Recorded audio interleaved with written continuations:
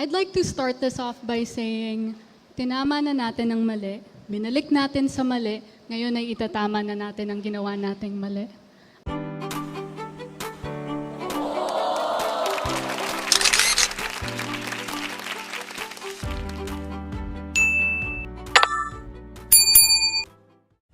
Welcome back sa aking YouTube channel. Para sa mga first time lang po na manood, please click mo na yung Jeremy's TV Manila. Anyway guys, wala nang pambayad o libre lang. Tulong mo na lang din sa kapwa mo. Alright, thank you very much po. So topic natin po today's video, Yan Ibay tagumpay laban sa Team Lacuna. Ayan guys, kasi nga naibalik na itong kanyang committee na kung saan ay tinanggal ng Team Lacuna. So palakpakan tayo dyan. Diba?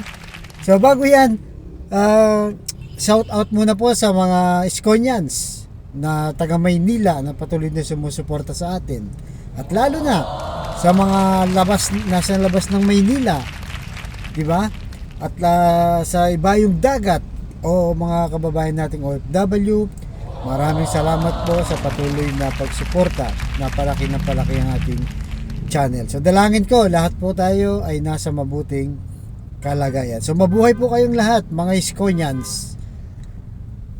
So yun na nga guys, mamaya papakita natin yung video na kung saan ay masaya itong si Yan Ibay na naibalik na nga itong kanyang committee na tinanggal ng Team Lacuna. Kasi nga naman, di ba guys, kung maalala nyo, itong si Boy Pukpok guys, itong si Yul Servo, pinaratangan itong si Yan Ibay na laging late, hindi nag-a-attend ng session, o kaya kung mag-a-attend, aalis ng maaga, walang ginawang resolusyon. Ang dami niyang sinabi na kung saan ay napahiya pa itong bata, di ba? Itong si Yan Ibay.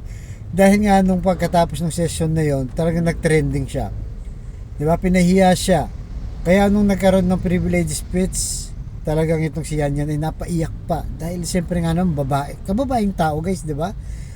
Tapos SK chairman pa, di ba? O ng federation ng mga kabataan. Tapos ipapahiya mo.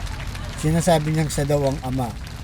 Di ba? Tapos ngayon, naibalik na nga guys, ayaw nilang tanggapin na nagkamali sila at na dinideny pa rin nila na tinanggal nila sa pwesto itong si Yan. Pero pahiya dito guys. Pahiya dito ang Team Lacuna. Di ba? Dahil puro paratang lang pala, hindi naman totoo. At dahil dyan, di ba, kinatigan din siya ng DILG na kung saan ay tinama o sinabi na mandatory na ang SK president na itong si Yan Ibay, hindi pwede siyang tanggalin dahil nga binoto siya. So dahil doon, ngayon, di ba, nagsampa ng kaso itong si Yan, nasa ombudsman na guys, actually yung kaso.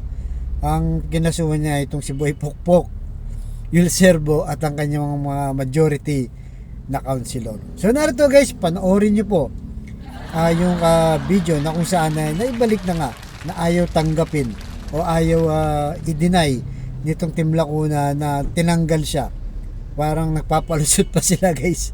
Sabi nga ni Yul Servo na nakabawi ka anak, pero parang guys, wala nang epekto kasi nakita natin na pinaratangan lang yung bata at pinahiya lang, diba? So narito, panoorin na po natin. Maraming salamat po, hanggang dito lang po abangan nyo susunod kong vlog. Thank you very much. Manila, God first.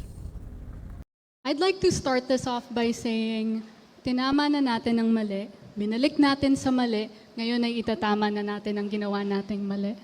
Ayun lang naman po yung question sa aking isip noong pinaglalaban ko po ang Committee on Youth Welfare and Sports Development, whether or not the IRP supersedes the Republic Act of the Philippines. And with this act and with this resolution, I am assured that no local ordinance or resolution can supersede a Republic Act or a national law. Kami So po ay natutuwa sapagkat magandang balita po ito na naibalik na sa SK yung kanilang committee. Ang naging problema lang po't katanungan, paano po natin maibabalik sa ating SK, kay Konsyel Yan, yung mga masasakit na salita na dinanas niya noong nakaraan. Grabe. Pangungot siya, hindi nakatupad sa kanyang tungkulin, Tapos, ngayon, babalik ninyo ulit yung committee. Parang hindi yata tama na sasabihin na binibigyan ng pagkakataon muli yung ating SK PED para pamunuan ng kanyang committee. Sana, aminin na lang natin na may nagkamali. Majority Floor Leader. Pinaka-the best po yun. Ibabalik mo. Tapos, sasabihin mo pagkakataon. Wala naman po sa kategorya ninyo yun. Siguro, alam nyo nagkamali kayo, kaya ibabalik ninyo. Aminin nyo na lang at nang matapos tayo. Majority Sa 4 na termino ko pong konsehal, never ko nakita na ganitong kagrabeng gaslighting na nakikita ko ngayon.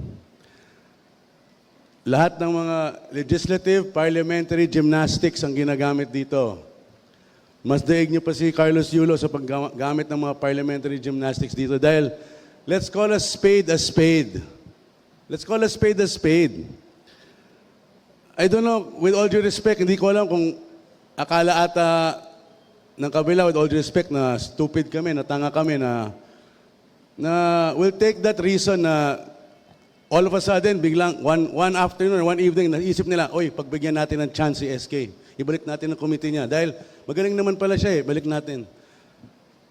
Kung gano'n, dapat ibalik din yung mga committee namin. Dahil, di ba, lahat tayo konsel dito.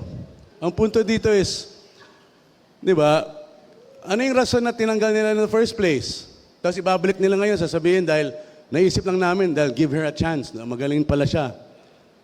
Di ba? Walang politika. We all know, kitang-kita, it's so blatant.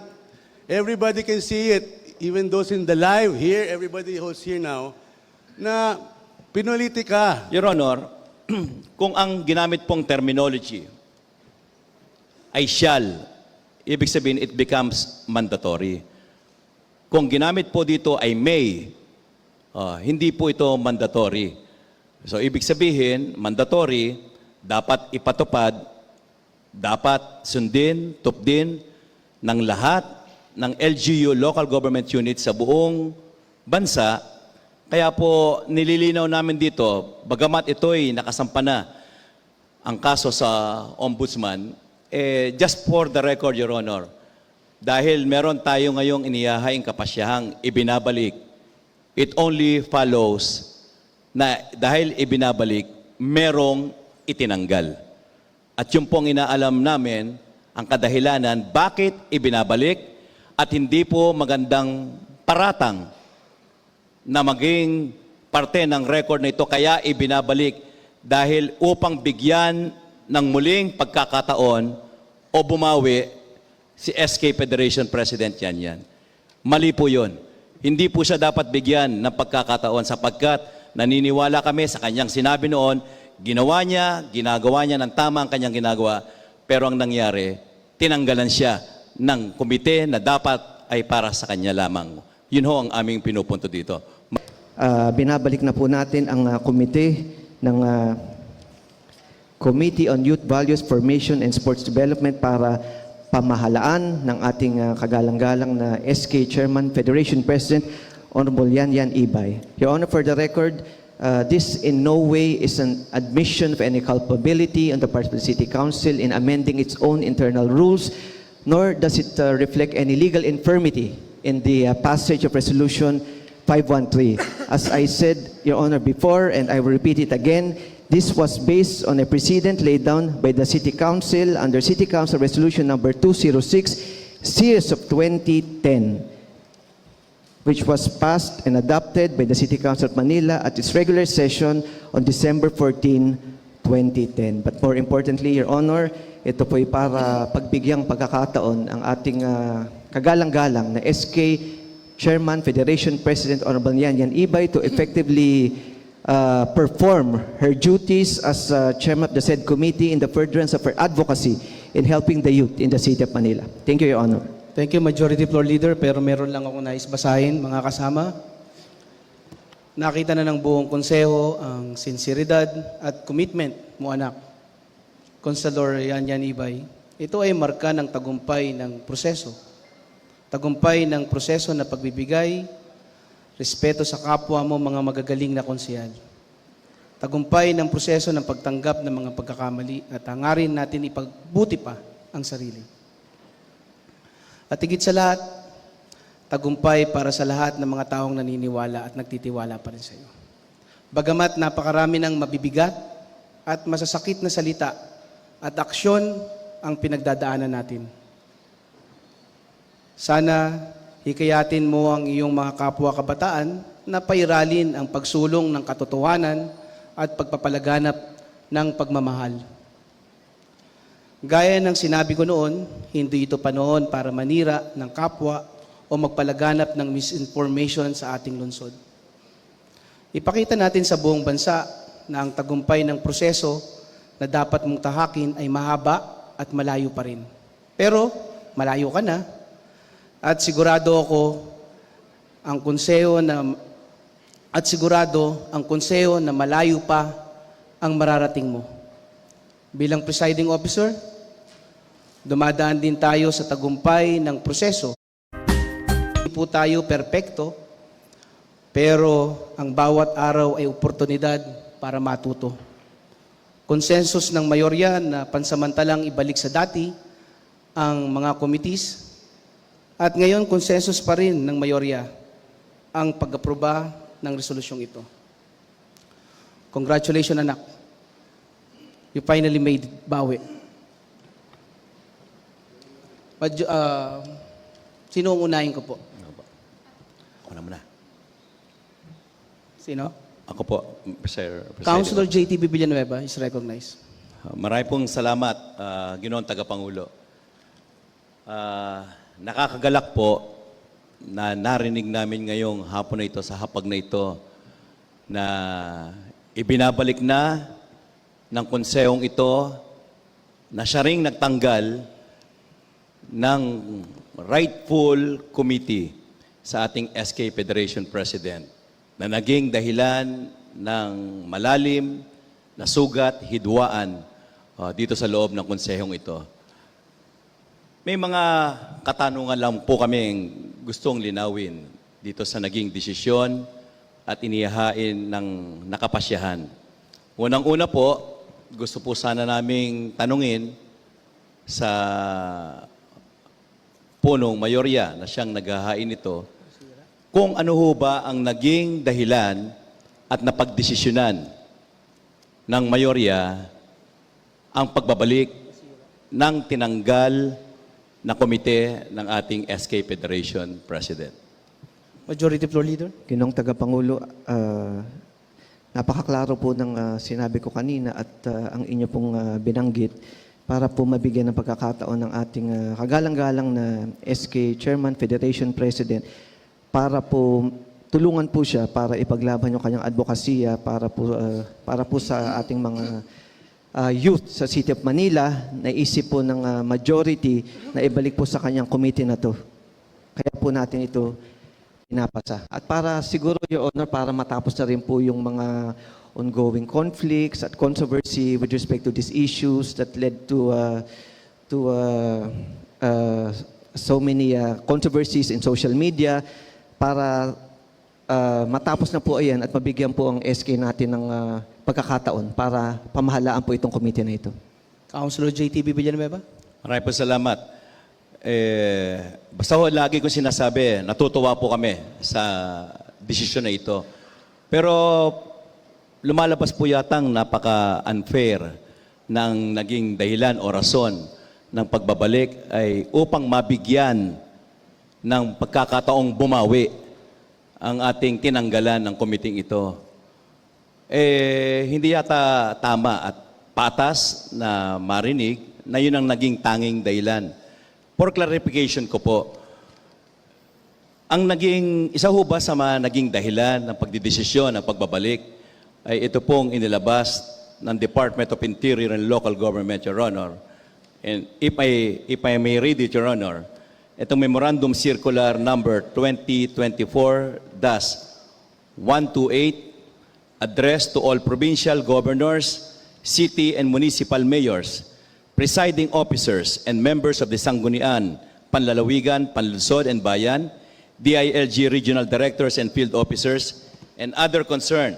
Subject, reminder to all local officials concerned on the mandatory membership as ex officio member in the local special bodies of the duly elected President of the Federation ng Sangguniang Kabataan at all levels dated September 4, 2024. Nilalaman po ng memorandum na ito at inuulit ng DILG na sa bisa ng Section 22A and B ng Republic Act number 10742 as amended by Republic Act number 11768 na sinasabi na walang dahilan na tanggalin ang komite na rightfully belong sa isang SK Federation President at ipinapaalala sa lahat ng mga panlalawigan o panlunsod at bayan na hindi dapat tinatanggal at dapat ito ay dapat ibinibigay ng batas sa SK Federation President yung Committee ng Youth and Sports Development, yung pagiging regular member niya sa Komite ng Edukasyon, Environment, Employment and Livelihood, Health and Anti-Drug Abuse and Gender and Development, and serve as chairperson or serve as an ex officio member of the local school board, local council for the protection of children, local development council, local health board, local tourism council, and local peace and order council. Ulitin ko po, ito ho ba ang isa sa nakapagpa-impluwensya sa ating mayorya na ibalik ang tinanggal na komite ng ating SK Federation President? Maraming po salamat. Thank you. Majority Your Floor Honor, Leader. Hindi po. Ayan po ang sagot. Hindi po, wala pong kinalaman to. Katulad, ngayon ko lang po siya nabasa, ito pong ating DILG Memorandum Circular 2024-128 dated September 4, 2024. Nakasaad po dito sa aking unang pagbasa, ang subject po ay reminder to all local officials on the mandatory membership as ex officio member in the local special bodies of the duly elected President of the Federation ng Sangguniang Kabataan at all levels. It refers to the mandatory membership of the SK chairman to the special local bodies, Your Honor. It does not specifically mention under its subject the chairmanship of the Youth and Sports Development, although it is mentioned in the body. Your Honor, ayoko po sana makipagdebate dito dahil sa ating pinapasa, pero gusto ko lang po iklaro na it is my own personal opinion na ito pong memorandum na ito, mag-a-apply lang po siya if there is a committee on youth and sports development. Kung ito po existing sa ating internal rules, pag susundan po natin to, mandatory po ng ating SK chairman ay hahawakan itong committee na ito. Pero pag dun sa internal rules of procedure ng City Council, which is an independent legislative body from any other bodies in the country, pag wala po yung committee na yon, ano po yung hahawakan na committee ng ating SK chairman? Katulad po na sabi ko, ito pong ating pag-amend sa rules, itong resolution number 513. Ito po may basihan, City Council Resolution number 206, series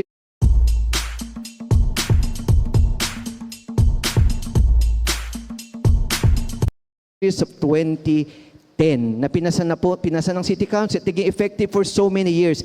Sinundan lang po natin yan, nag-set po siya ng president, kaya po, inuulit ko, kaya po natin ito, pinapasa ito pong resolution na ito, hindi po dahil dito sa ating DILG Memorandum, kundi ito po dahil po naniniwala po ang majority na dapat pagbigyan na po ang ating minamahal na SK Chairman Federation President, Honorable Yan Yan Ibay, para po magampanan niya po ang trabaho niya mas epektibo kung ibabalik po itong committee na to at kanyang hahawakan. Dahil nakikita naman po natin na siya po ay napakalaki po na kanyang potential. The way she speaks, the way she, her demeanor, kaya po naniniwala po tayo na magiging magaling po siyang chairman nito pong ating binabalik na committee. Councilor JTV Villanueva. Maraming po salamat. Inuulit ko po, hindi po magandang pakinggan na ibinabalik para bigyan ng pagkakataon yung ating SK Federation President. Alam naman po natin ang naganap dito. Minsan na po kayong nag-deliver ng iyong personal and collective privilege noon na sinagot niya na sinasabi niyang walang katotohanan ng mga aligasyon na siya'y hindi naging mabuting chairperson ng committee nito. Pangalawa, yung pong sinasabing wala naman, it only applies kung wala namang nakalagay sa ating local legislative body. Malinaw na malinaw po. Ang ating punong mayor rin ang nag-sponsor nito noong buwan ng Marso na inilagay natin sapagkat itinatakda ng national law na dapat ang isang halal na SK Federation President ay magkaroon ng sarili niyang komite na ipinag-uutos hindi lang sa lungsod ng Maynila, kundi sa buong bansa. At ibig sabihin, yung national law na it applies to all, not only in the city of Manila, but into the entire Philippines. And considering, Your Honor, na inilagay na natin yung committee na yon, ibig sabihin lang na talagang sa kanya yon sapagkat merong nagmamandatong batas ng lahat ng SK Federation President ay pangahawakan yun na committee na yon. Kaya po, kinaklarify namin, sinasabi ngayon na ibinabalik na. Yun ho ba'y pagpapatotoo at inaamin ninyo na tinanggal nyo sa kanya yung committee na yon sapagkat ibinabalik po niyo ngayon. So ibig sabihin, ina-admit po ba natin na nagkaroon ng pagtanggal ng mayorya sa posisyon na dapat ay kay SK Federation Yan Yan Ibay po? Majority Floor Leader. Your Honor,